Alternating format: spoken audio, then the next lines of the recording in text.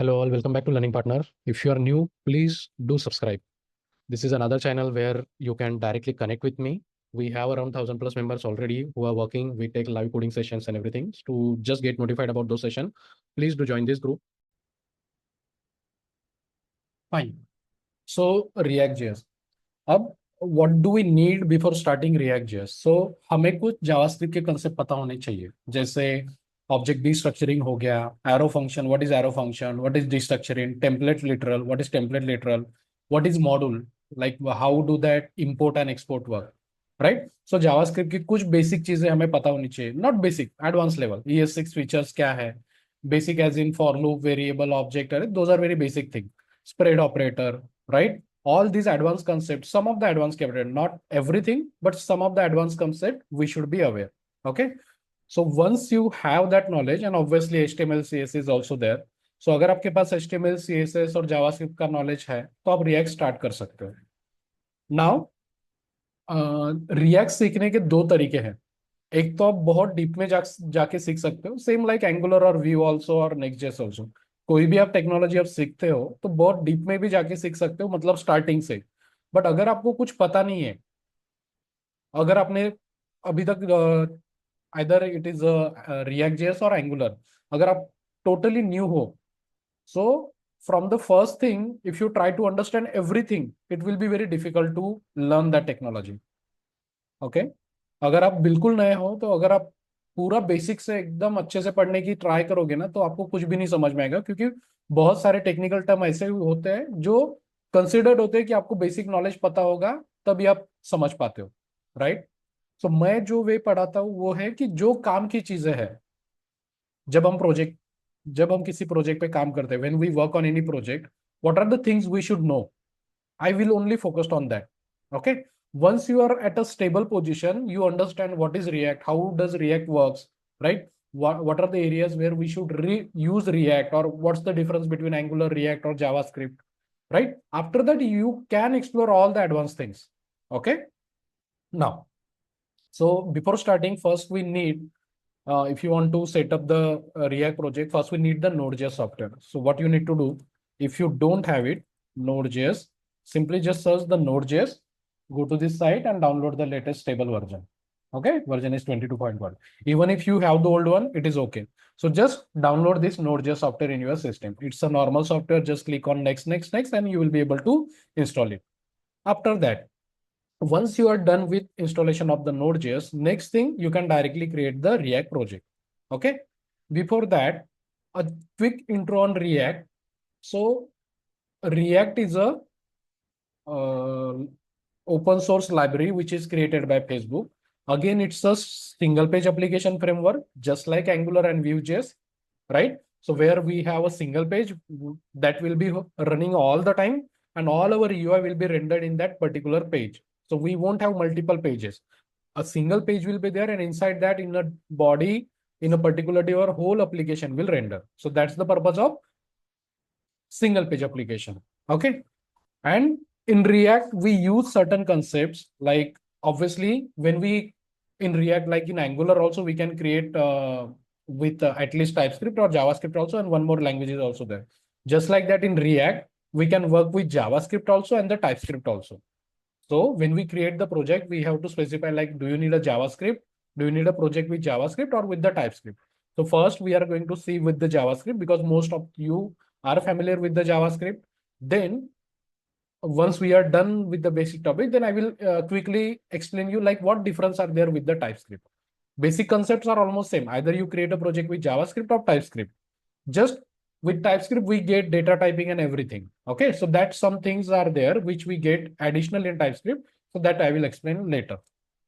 Fine. So once Node.js software is installed, after that you can create the project. Now there are two ways to create the React project, either by using npx or by using while. Okay. So this is the command npx create react hyphen app, then whatever the app name you want to give. So ये command है जिससे आप React का project create कर सकते हो, लेकिन कब? अगर आपने Node.js का सॉफ्टवेयर प्रॉपरली इंस्टॉल किया है तो।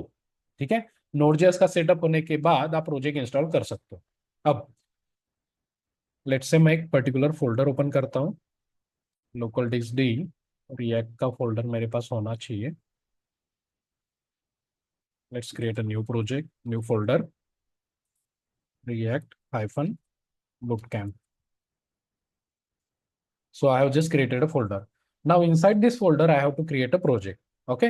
So what you can do, either you can open this particular folder in your Visual Studio Code, or here also you can open the command prompt. So what I can do, right click, open in a terminal. See, so a new command prompt will open with this particular folder. See, this is one way to open your command prompt. और दूसरा तरीका है, click over here in the address bar and write cmd. This will also do the same thing. See, command prompt has open on this particular folder. Okay. Now in this folder, I'm going to create my first React project. So npx create hyphen react hyphen app. Okay. After that, you need to specify project name. Okay. Why we are saying project? Because it's not a bunch of file. It's a configuration, means whole number of files work together as a single project. Okay. So those who just know HTML, CSS, and JavaScript. So in HTML, CSS, and JavaScript, we used to create single HTML pages, right? And separate JS file for each particular file. But it's a project. So so many files will be created. Okay. So that's why it's a project. Okay. Ab npx, sorry, not npm, npx. Okay. npx, उसके बाद create hyphen react hyphen app, उसके बाद आपके project का नाम. Now when we create the project name in React, we have certain rules and regulation. Let me show you that. So let's say my app. Okay. So now in my project name, I have capital letter and small letter also. Let's try. Enter. Why it is saying? Let's try with Y.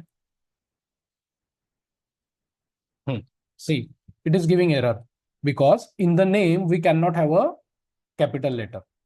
Okay. Just like some special characters are also not allowed. So in Angular, we don't have such, what do we say, restriction in the project name. But in React, we have restriction of the project name. Okay. So let's say just a name I'm giving, React. Sorry. Camp. This is the project name I am giving. So मैं नया अभी React का project create कर रहा हूँ. npx create hyphen react hyphen app. आपके बाद उसके बाद हमें प्रोजेक्ट का नाम देना है. एंटर. ठीक है. उसके बाद देखो ये क्या कर रहा है, प्रोजेक्ट क्रिएट कर रहा है. उसके बाद ये इंस्टॉलिंग पैकेजेस कुछ तो भी कर रहा है. Installing packages, this might take a couple of minutes. Okay. अब ये देखो बैकग्राउंड में फोल्डर तो क्रिएट हो चुका है. अब यहाँ पे देखोगे तो यहाँ पे क्या आया है, सिप पैकेज डॉट जेसन. ओके. अभी तक प्रोजेक्ट पूरा कंप्लीट नहीं हुआ है. जब ये प्रोसेस पूरी कंप्लीट होगी ना, ये जो कुछ भी कर रहा है इंस्टॉलिंग पैकेजेस, ये प्रोसेस जब कंप्लीट होगी तब जाके हमारा पूरा प्रोजेक्ट क्रिएट होगा.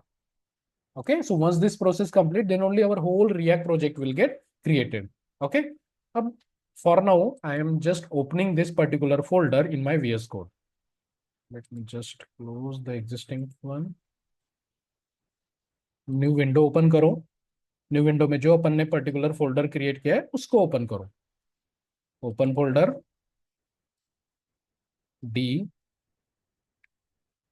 रिएक्ट बूटकैम्प, और ये मेरा पर्टिकुलर फोल्डर है, ये मेरा प्रोजेक्ट है. तो ये फोल्डर सिलेक्ट किया करो. फोल्डर अगर आपने गलत सिलेक्ट किया तो आपकी कमांड नहीं चलेगी बाकी. तो ये आपका फोल्डर का नाम है, ये सिलेक्ट करो और उसको सिलेक्ट करो, तब जाके आपका प्रॉपरली प्रोजेक्ट ओपन होगा. ठीक है. अब ये कुछ टाइम लेगा. अब इसको मैं तब तक ये पैकेज डॉट जेसन को एक्सप्लेन करता हूँ. अब ये पैकेज डॉट जेसन इनिशियली इतना ही है. जैसे ही अपना ये इंस्टॉलेशन हो जाएगा, इसमें कुछ और चीजें ऐड होगी. Why it is taking time? ठीक है, थोड़ी देर वेट करते. अब ये नेट के कनेक्शन के स्पीड के ऊपर डिपेंड रहेगा कि जितना आपका अच्छा स्पीड होगा उतनी जल्दी आपके नोड मॉड्यूल इंस्टॉल होंगे. Give it some time. Okay. जब तक ये होता है, थोड़ा सा और एक चीज बताता हूँ कि मार्केट में आपको भी पता है, जिन जो ऑलरेडी वर्किंग है, कि एंगुलर और रिएक्ट में हर किसी का कंफ्यूजन होता है कि रिएक्ट में ज्यादा ओपनिंग है एंगुलर के कंपैरिजन में. ऐसा नहीं है. रिएक्ट में कम लोग मिलते हैं, इसलिए वो ओपनिंग ज्यादा लगती है, क्योंकि रिएक्ट सीखने में हार्ड है. बट रिलेटिवली एंगुलर सीखने में बहुत ईजी है, तो उसकी वैकेंसी भले ही रिएक्ट से ज्यादा है, लेकिन डेवलपर भी उतने हैं। Getting it? सो ऐसा कुछ नहीं है कि रिएक्ट की मार्केट वैल्यू ज्यादा है या फिर एंगुलर की मार्केट वैल्यू ज्यादा है, दोनों की मार्केट वैल्यू सेम ही है, दोनों की वैकेंसीज भी ऑलमोस्ट सेम ही रहती है। ऑब्वियसली कम ज्यादा होती रहती है, बट रिएक्ट के डेवलपर्स कम है, क्योंकि रिएक्ट के लिए प्रॉपर जावास्क्रिप्ट का नॉलेज चाहिए। ओके, देखो, आपने कहीं ना कहीं सुना होगा कि अगर आप सिर्फ जावास्क्रिप्ट भी अच्छे से पढ़ते हो, तो आपका करियर इतना स्टेबल रहेगा कि you can't imagine, just by learning JavaScript only. Forget about Angular, React, Vue. Don't learn any framework. Just focus on JavaScript. Have your concept clear on the JavaScript. You will have a definitely better career than .NET developer, Java developer, Angular, React, any developer. If you have all the concept clear of JavaScript, I'm not talking about the basic topic. I'm not talking about the ES6 feature also. Apart from that, also so many things are there in JavaScript. Okay, because JavaScript is a base and a consideration is like that कि अगर आपको JavaScript आता है, तो you will be able to work on Angular, React, Vue, Next JS, plastic, anything, Node JS also, right? So that's why javascript is so much important. Okay, now, so you can see, once that process complete, it is showing some another commands also. Okay, so अभी देखो, जैसे package dot Jason में पहले कुछ तो भी कम information थी, अब देखो कुछ बढ़ गई है। सो जैसे ही अपना प्रोजेक्ट प्रॉपरली इंस्टॉल हो चुका है, कुछ चीजें उसने और ऐड की। ओके, अब सबसे पहले मैं पैकेज डॉट जेसन एक्सप्लेन करता हूँ। आज हम क्या क्या देखने वाला है वो भी क्लिकली बता देता हूँ। प्रोजेक्ट फोल्डर स्ट्रक्चर क्या है, फाइल्स क्या क्या है, जेएसएक्स क्या है और कंपोनेंट क्या है, ये फर्स्ट डे में अपन कवर करते हैं। ठीक है, अब जो लोग टोटली नए हैं, मतलब कॉलेज पास आउट है, तो जैसे मैंने बताया कि जावास्क्रिप्ट अगर आपको पता है तभी ये चीजें समझेंगी, नहीं तो ये समझेगा नहीं, क्योंकि इतना भी इजी नहीं है ये कि किसी को भी समझेगा। So I again I am repeating कि जावास्क्रिप्ट के जो भी मैंने टॉपिक मेंशन किए थे वो प्रॉपरली पढ़ लो, उसके बाद ही ये ज्वाइन करो, नहीं तो मतलब नहीं है, समझेगा ही नहीं आपको, बहुत दिक्कत जाएगी। ओके, बट जो ऑलरेडी वर्किंग है, either you are a dot net developer, Java, Angular, Vue, you will be able to properly understand it because you know one technology, right? If you know one technology, now learning another technology isn't a big challenge. Okay, if you find a good resource, you will be able to learn another technology with minimum effort. Okay, because you can relate things, ये कि angular में ये था, react में ऐसा करते हैं, right? Dot net में ऐसा था, एंगुलर में ऐसा करते, रिएक्ट में ऐसा करते, you can relate and like that you will be able to understand. Fine, now, so package.json, it's a JSON file. By the name of it, you can see it's a JSON file. What things we have? So package.json will contain all the packages or the libraries which we are going to use in our React project. Okay. So package.json will contain सारे जो भी तुम्हारे libraries react के project को run होने के लिए लगती है, या फिर कोई एक्सटर्नल पैकेजेस तुम यूज करने वाले हो, वो सारे तुम्हारे प्रोजेक्ट में जितने भी पैकेजेस या फिर लाइब्रेरीज तुम यूज करने वाले हो, उनकी एंट्रीज यहाँ पे होती है along with package name and version. Okay, now, अब ये पैकेजेस जैसे मैंने बोला, तो ये पैकेजेस कहाँ से आते हैं? ओके, ये पैकेजेस आते हैं हमारे पास एनपीएम के साइट से, npm.js। सो ये ऐसा पोर्टल है जहां पे रिएक्ट की लाइब्रेरी, एंगुलर की लाइब्रेरी, जावास्क्रिप्ट की, डॉटनेट की, जावा की, शेयर पॉइंट, पाइथन, सारे टेक्नोलॉजीज के रीयूजेबल बंडल या फिर लाइब्रेरी यहाँ पे होस्ट किए जाते हैं, और जिसको जो चाहिए लाइब्रेरी वो यूज कर सकता है bye it's package name and the version. अब क्विकली मैं दिखा देता हूँ, जैसे ये रिएक्ट डॉम अगर मैं सर्च करता हूँ, हाँ, वन मोर थिंग, रिएक्ट का लेटेस्ट वर्जन है 19। आई डोंट नो कब आया, कुछ दिन पहले आया होगा, क्योंकि मैं रिएक्ट के साथ उतना कनेक्टेड नहीं हूँ, क्योंकि एंगुलर के साथ मैं ज़्यादा अपडेटेड रहता हूँ। तो रिएक्ट का भी 19 का वर्जन है, जैसे एंगुलर का 19 है। पता नहीं एंगुलर लोग रेस में है कि रिएक्ट आगे जाने वाला है, तो रिएक्ट का भी 19 वर्जन है। ठीक है, सो अभी जैसे ये मैं पैकेज सर्च करता हूँ, रिएक्ट हाइफन डॉम, तो जैसे मैंने बोला कि ये सारे पैकेजेस कहाँ से इंस्टॉल होते हैं, नो, एनपीएम से। सो देखो, ये अवेलेबल है।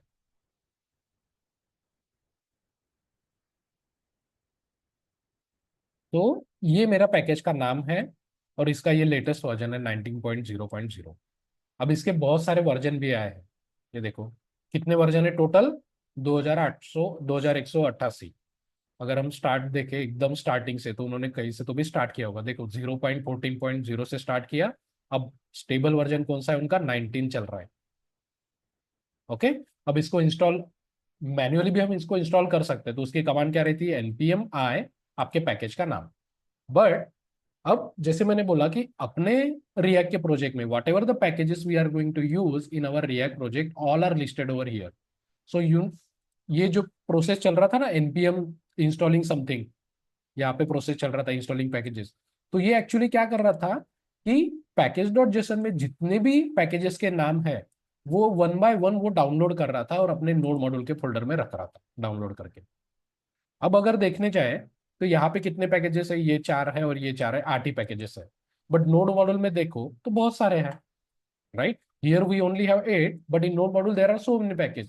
सो these are nothing but dependent packages of all this libraries. Okay. So यहाँ पे दिखने के लिए 8 ही पैकेजेस है, लेकिन यहाँ पे बहुत सारे पैकेजेस मिलते हैं क्योंकि ये डिपेंडेंट पैकेजेस है इन सारे लाइब्रेरीज के। Okay.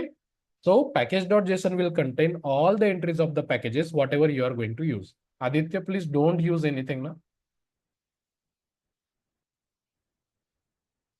Okay, just listen to what I'm saying. Then I will stop it. Then we can discuss the question. Fine. So this is the first file what we have. Let's close it.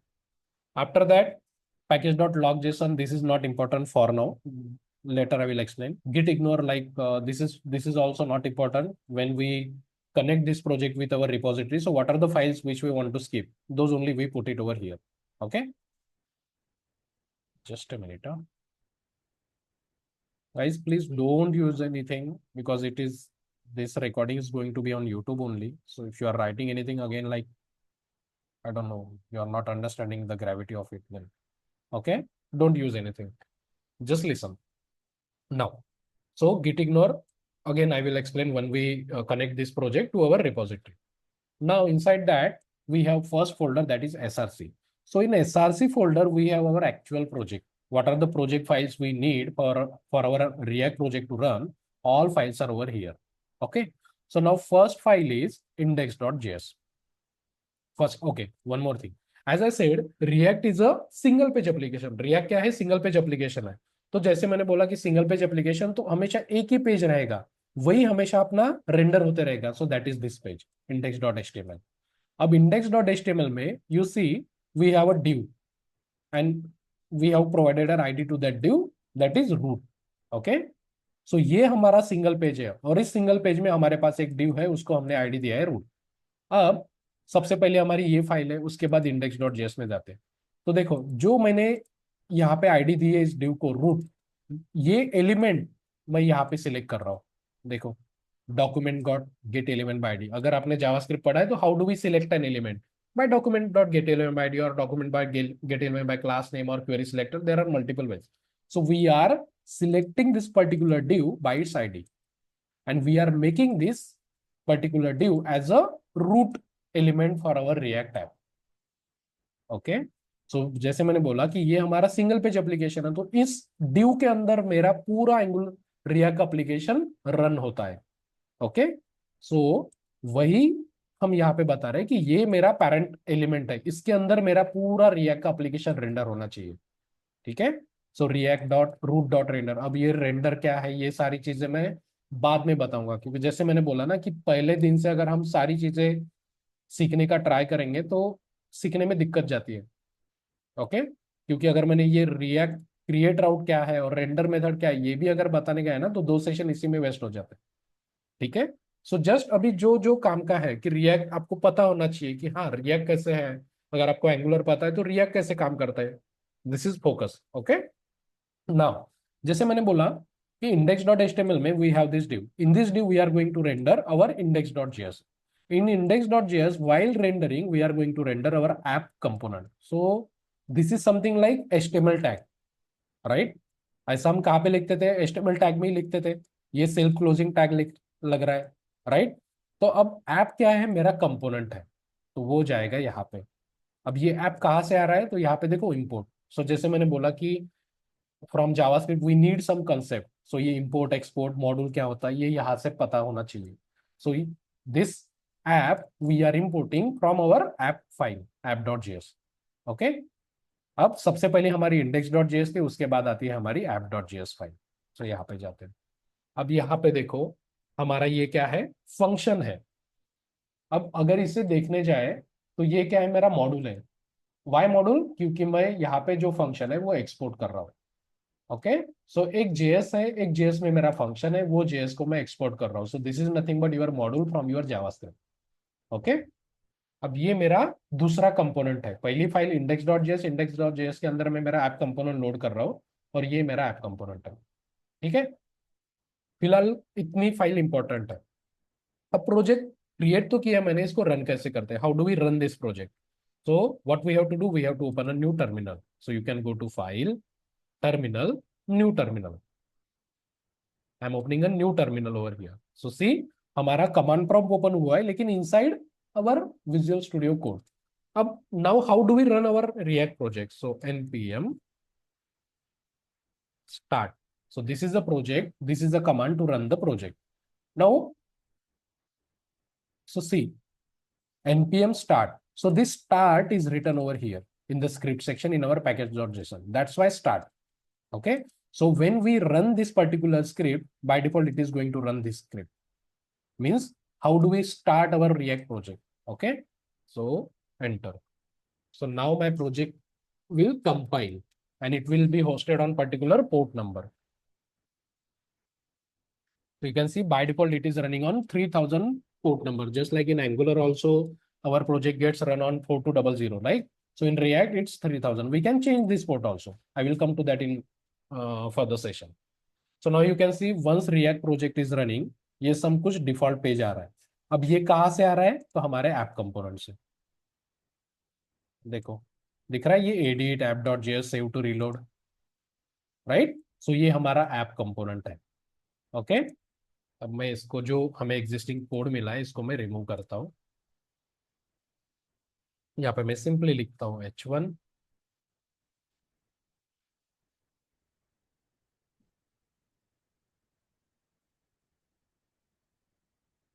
Save करता हूँ. जैसे save करता हूँ, मेरा project फिर से compile हो जाता है. फिर से कंपाइल हो गया. देखो, h1 के बाद मैं फिर से पैराग्राफ ऐड करता हूँ. दिस इज पैरा लिखता हूँ. अब जैसे मैंने सेव किया, देखो फिर से कंपाइल हो गया. ओके, अब अगर मैं ब्राउजर पे देखता हूँ तो देखो, h1 आ गया और पैराग्राफ भी आ गया. ओके, सो अब जिनको एंगुलर पता है, वो कंसिडर करो कि app dot JS is nothing but our parent component. Okay, जैसे हमारे एंगुलर में ऐप डॉट कंपोनेंट होता है हमारा पैरेंट कंपोनेंट, वैसे यहाँ पे ऐप जेएस अपना पैरेंट कंपोनेंट है. ठीक है, अब हमारे पूरे रिएक्ट के प्रोजेक्ट में एक ही एचटीएमएल की फाइल है, index.html फाइल. ठीक है, इसमें तो हम कुछ भी नहीं करने वाले हैं. अगर हमें यूआई बनाना है तो हम कहाँ पे लिख रहे हैं? फंक्शन के अंदर ही. देखो, फंक्शन है, फंक्शन के अंदर रिटर्न लिखा है, और रिटर्न क्या कर रहे हैं अपन? ये समथिंग एचटीएमएल का कोड है. अगर आपने अब तक रिएक्ट नहीं देखा है तो ये समथिंग नया है आपके लिए. हमने क्या किया? फंक्शन के अंदर एचटीएमएल लाइक का कोड लिखा है. सो this is called JSX syntax. Okay, मतलब we can write HTML like syntax in JavaScript, that is JSX. Again, I am saying कि मैं JSX में डीप में नहीं जा रहा हूँ, क्योंकि फिर से मुझे रिएक्ट का एलिमेंट क्रिएट करके दिखाना पड़ता है कि एक्चुअली रिएक्ट का एलिमेंट पहले कैसे क्रिएट होता था. उसके बाद जब JSX आया तो अब हम डायरेक्टली लिख सकते हैं. जब रिएक्ट एकदम स्टार्टिंग में आया था तब ये नहीं था JSX. तो तब हमें रिएक्ट का अगर एलिमेंट, लेट से हमें h1 क्रिएट करना है, तो रिएक्ट डॉट क्रिएट एलिमेंट नाम की एक मेथड थी, और उसमें हमें h1 पास करना पड़ता था, फिर वैल्यू पास करना पड़ता था. तो इट्स लाइक जावास्क्रिप्ट में नहीं, हम डॉक्यूमेंट डॉट क्रिएट एलिमेंट करते थे, फिर एलिमेंट क्रिएट करने के बाद इनर टेक्स्ट से वैल्यू सेट करते थे. वैसा कुछ सेम स्ट्रक्चर रिएक्ट में भी था.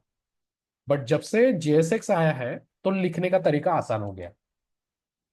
ओके, सो ये this ultimately get converted into react element. मतलब रिएक्ट का ये एक एलिमेंट हो गया, ये दूसरा एलिमेंट हो गया, ये तीसरा एलिमेंट हो गया. ओके, रिएक्ट में element nothing but it's an object. Okay, इसलिए मैं बोल रहा हूँ कि डीप में नहीं जा रहा हूँ, क्योंकि बहुत कंफ्यूजिंग होता है. Even if you know Angular ना, learning React is a bit challenging because how our mind process, मतलब एंगुलर में कैसे काम करता है वो हमारे माइंड को पता है, बट रिएक्ट में टोटली डिफरेंट है। तो अगर हम एकदम बिहाइंड द सीन जाने का ट्राई करें कि यार रिएक्ट क्या है, कैसे काम करता है, how we are writing it, right, तो हम कंफ्यूजन बहुत होता है। ओके, बट अगर आपने पूरे बेसिक कंसेप्ट कर लिए, फिर आप देखो कि how JSX and how we used to do it before JSX, फिर आपको समझ में आएगा। बट पहले दिन से अगर आपने वो सीखने का ट्राई किया ना, तो it will be very difficult. ठीक है, सो ये हमारा पहला कंपोनेंट हो गया।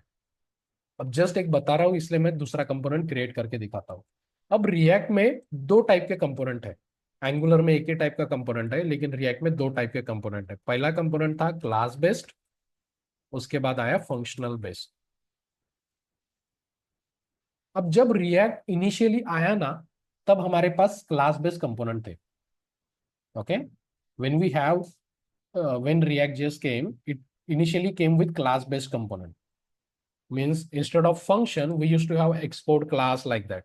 Okay, but in class component, it was there was some, what do we say, disadvantages, or it was for achieving something we had to write so many of code. Then functional component came, means arrow functions, right? And writing functional component is very easy because from JavaScript we know it, right? Those who know JavaScript, it is very easy to write functions. Okay, so now old project which were started when old React was there, they have class-based component. But project which was started after we got functional component, so they use functional only. No one will use class-based component now. Okay, जो भी नए project जब से हमारे पास ये functional component आए, I don't know, like मैंने उतना चेक नहीं किया कि कौन से वर्जन से आए। ओके, सो कभी ना कभी कौन से तो भी वर्जन से हमारे पास फंक्शनल कंपोनेंट आए, तब से जितने भी प्रोजेक्ट चालू हुए वहाँ पे फंक्शनल कंपोनेंट ही यूज होते हैं। क्लास बेस्ड कंपोनेंट बहुत कम यूज होते हैं। अब पढ़ना पढ़ने के लिए तो हमें 80% फोकस हमारा फंक्शनल पे ही रहेगा, लेकिन हमें पता होना चाहिए कि क्लास बेस्ड कंपोनेंट में कैसा था।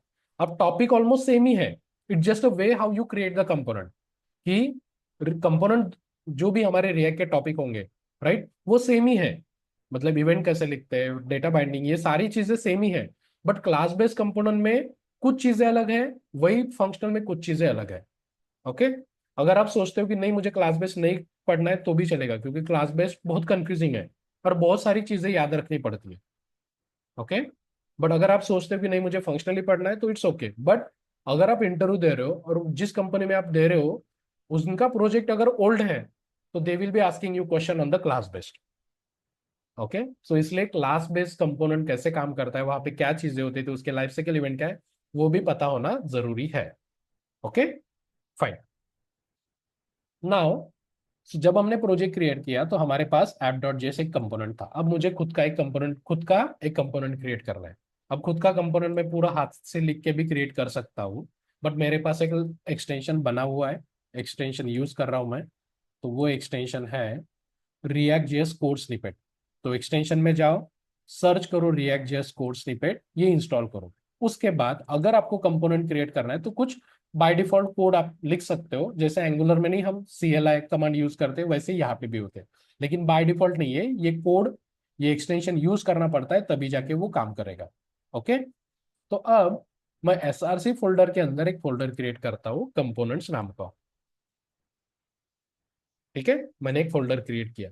अब इस फोल्डर के अंदर मुझे क्या करना है, एक मैन्युअली फाइल क्रिएट करना है। न्यू फाइल क्रिएट कर रहा हूँ, जेएससी फाइल रहेगी, let's say user dot JS. अब रिएक्ट में जितने भी कंपोनेंट के नाम रहेंगे it should start with capital letter. Okay, ये एक रूल है। तो यूजर डॉट जेएस एक सिंपल जेएस फाइल क्रिएट की। अब ये जेएस फाइल के अंदर मुझे क्या करना है, फंक्शनल कंपोनेंट क्रिएट करना है। तो आपको लिखना है RCC, नहीं, RSC, हाँ मैं भूल गया हूँ, तो RSC, लेट्स। सो अगर आपके पास एक्सटेंशन इंस्टॉल है तो ही ये सजेशन आएंगे। ठीक है, अगर मैं इसको क्लिक करता हूँ तो देखो क्या क्रिएट किया है इसने। अगर देखे जाए तो ये क्या है, सिर्फ ये एरो फंक्शन है।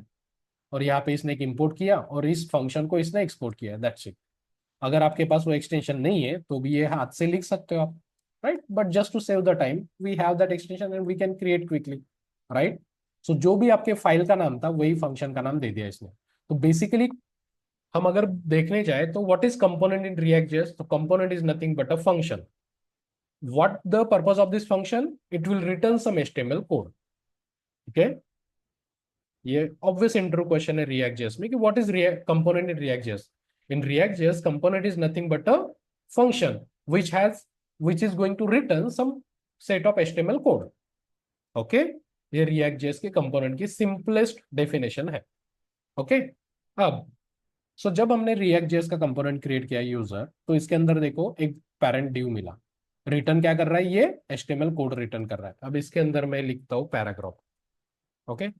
इस यहाँ पे लिखता हूँ this is para from user component, ठीक है। ये मैंने एक कंपोनेंट क्रिएट किया, वैसे दूसरा कंपोनेंट क्रिएट करता हूँ।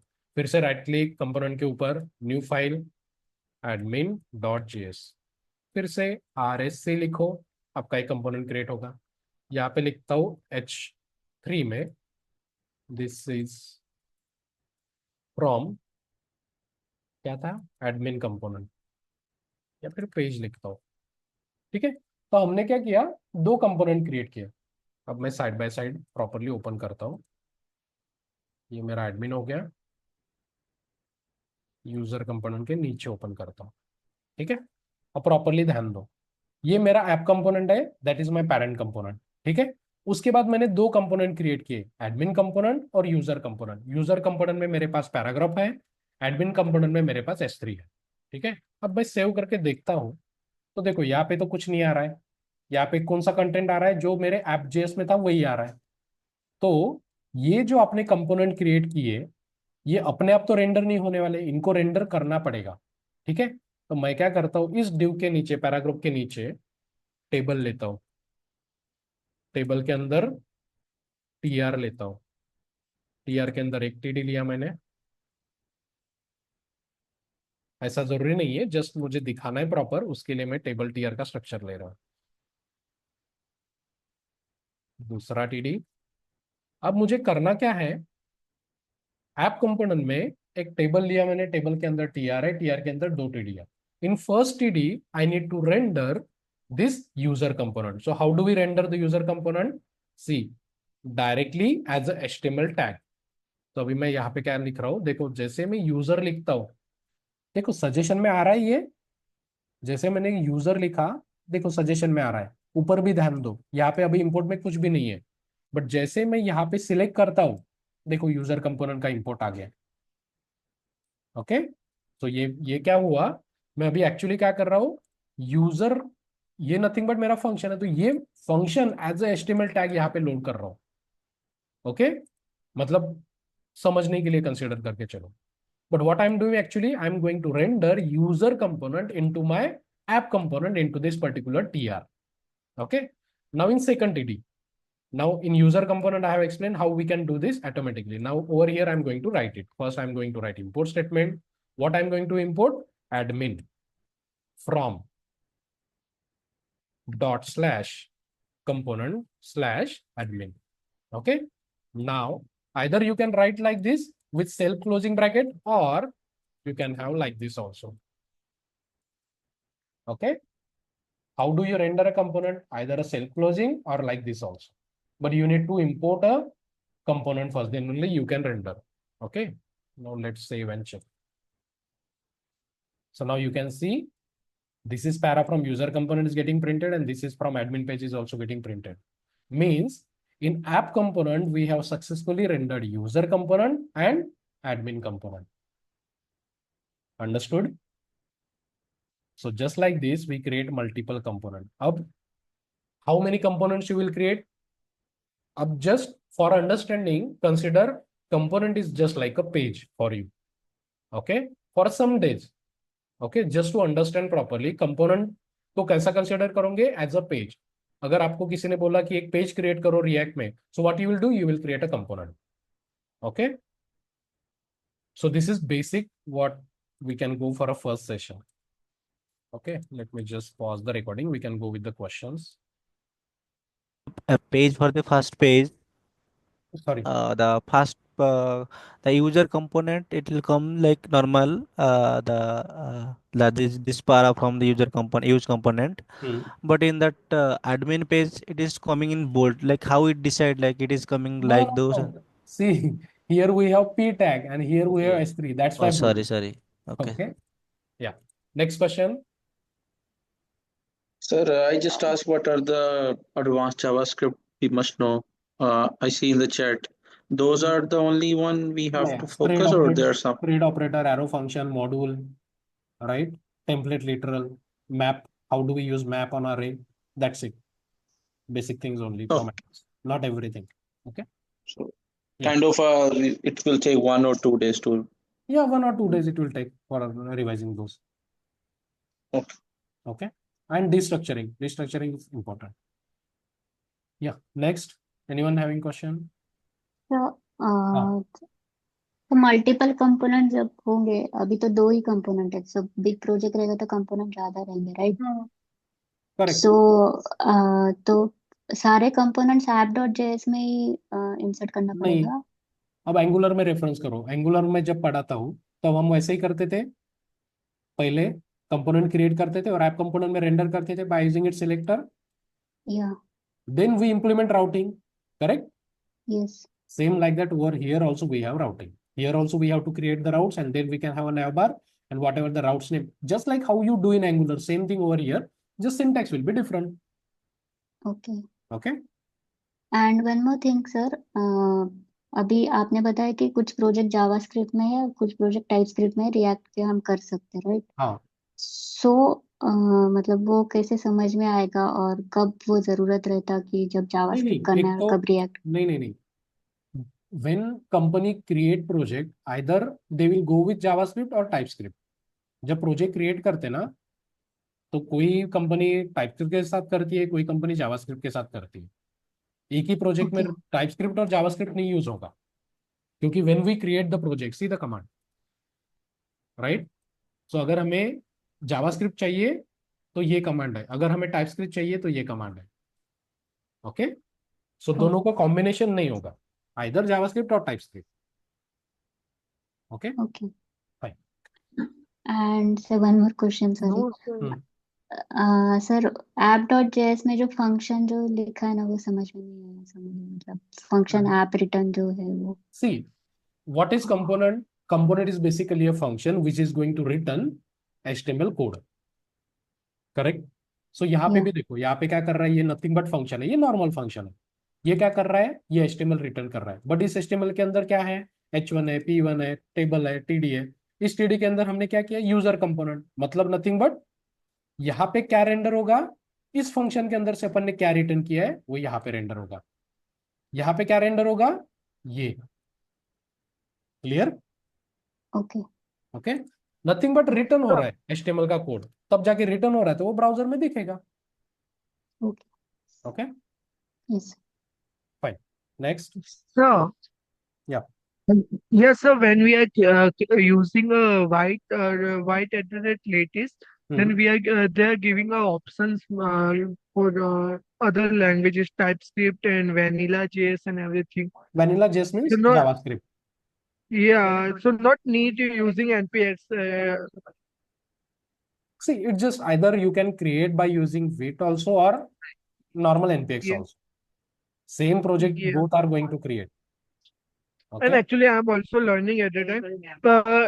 When I'm creating, I'm using JSX for components. So I write code logic and also like use HTML in JSX. So what is this?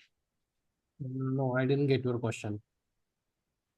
When I'm currently I'm learning like it's React. So when I'm creating components in components, I'm using JSX. Where you use app.jsx, we use app.jsx. So I write in code HTML and all both code. So what is I'm not getting what Okay. JSS and JS So different. instead of writing directly HTML, you are using JSX to create element. Yeah. So what's different? I'm like not See, either getting you this. can use that or you can directly write the HTML also. It's basically this piece of code is going to be converted by JSX into normal HTML. Okay. Okay. So JSX using JSX is easy or using JS is easy? See, this is nothing but in a compiler level, it's using means by using JSX, you are able to write HTML code inside a JavaScript file. Okay. In JSX also, you can create, I don't know, like syntax, what do we have? Whatever you mentioned, like to create all the element, JSX dot create element, H1 you So might be passing. same as this.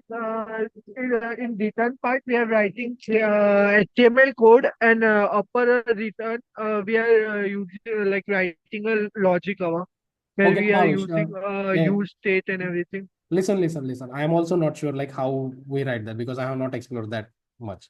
Okay, so you Okay, can okay, share no me your worries, sir. code, then I will be able to explain properly. Yeah, okay. Okay. Sir, my question is like which CSS framework we are going to use, or You I can use don't know how CS, to normal CSS, Bootstrap, just like in which is Angular. popular in using with React Nothing like that. application? You can use Okay. Tailwind also, Bootstrap also, just like in Angular.